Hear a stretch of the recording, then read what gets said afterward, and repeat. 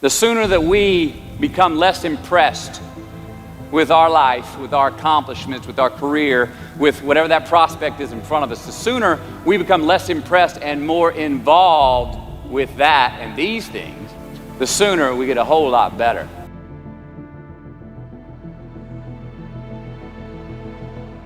So, I'm going to talk to you about some things I've learned in my journey. Most from experience, some of them I heard in passing, many of them I'm still practicing, but all of them I do believe are true. Life is not easy. It is not. Don't try to make it that way. Life's not fair. It never was. It isn't now, and it won't ever be. Do not fall into the trap, the entitlement trap, of feeling like you're a victim. You are not. Get over it and get on with it. See, joy is always in process.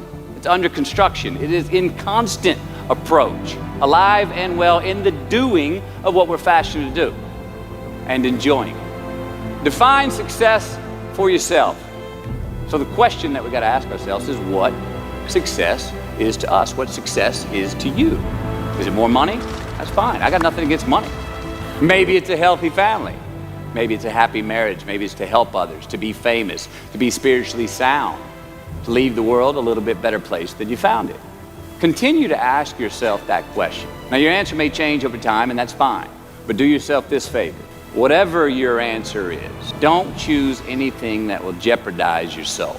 Prioritize who you are, who you want to be, and don't spend time with anything that antagonizes your character. Be brave, take the hill, but first answer that question, what's my hill?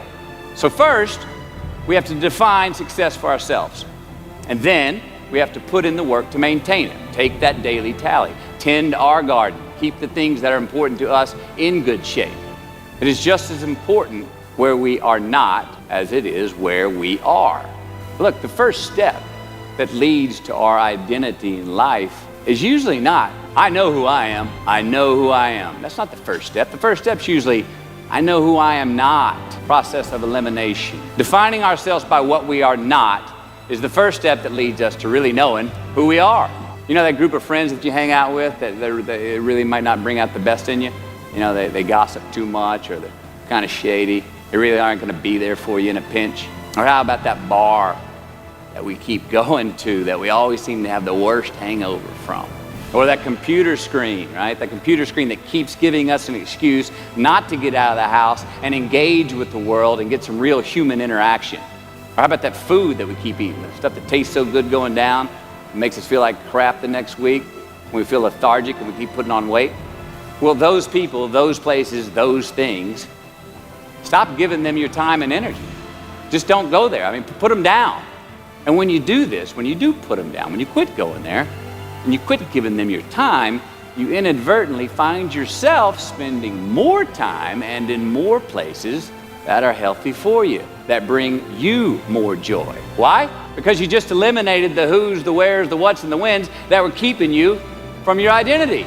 Like, trust me, too many options, I promise you, too many options will make a tyrant of us all. All right, so get rid of the excess, the wasted time. Decrease your option. And if you do this, you will have accidentally, almost innocently, put in front of you what is important to you by process of elimination. Knowing who we are is hard, so give yourself a break. Eliminate who you are not first, and you're going to find yourself where you need to be. Do yourself a favor. Make the choices, the purchases today that pay you back tomorrow. Now, the easiest way to dissect success is through gratitude, giving thanks for that which we do have, for what is working, appreciating the simple things we sometimes take for granted. We give thanks for these things, and that gratitude reciprocates, creating more to be thankful for. Now, I'm not saying be in denial of your failures. No, we can learn from them too, but only if we look at them constructively, as a means to reveal what we are good at, what we can get better at, what we do succeed at. And since we are the architects of our own lives, let's study the habits, the practices, the routines that we have that lead to and feed our success, our joy, our honest pain, our laughter, our earned tears. Let's dissect that and give thanks for those things. And when we do that, guess what happens? We get better at them. Make voluntary obligations.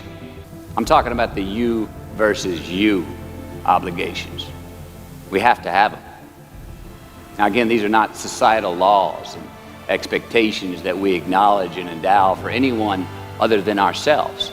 These are faith-based obligations that we make on our own. We have created a fictitious ceiling, a roof, to our expectations of ourselves. A limit where we think it's all too good to be true, but it's not. And it's not our right to say or believe it is. We shouldn't create these restrictions on ourselves. A blue ribbon, a statue, a score, a great idea, the love of our life, a euphoric bliss. Who are we to think that we don't deserve or haven't earned these gifts when we get them? If we stay in process, all right, within ourselves, in the joy of the doing, we will never choke at the finish line. Why?